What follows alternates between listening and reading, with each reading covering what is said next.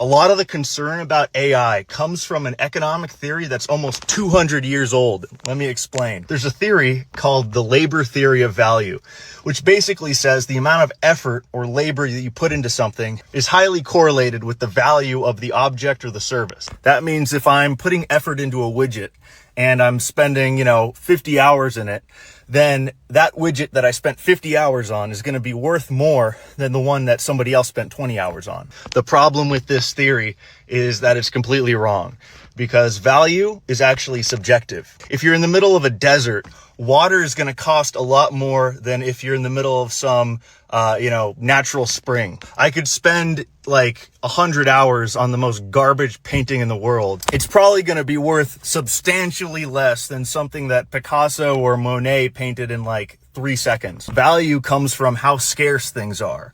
It comes from the value that we ascribe to it.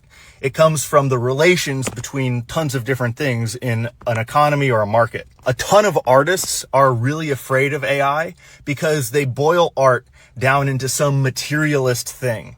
They boil it down into just the labor that you put into it. And the thing is, computers are a lot better at humans at a lot of things, like calculating numbers or following like a billion instructions in like a second. So people who see value this way say that computers are way more efficient at doing a lot of labor, so that means that they're going to be way better at creating value than us, which means that they are a threat to our art.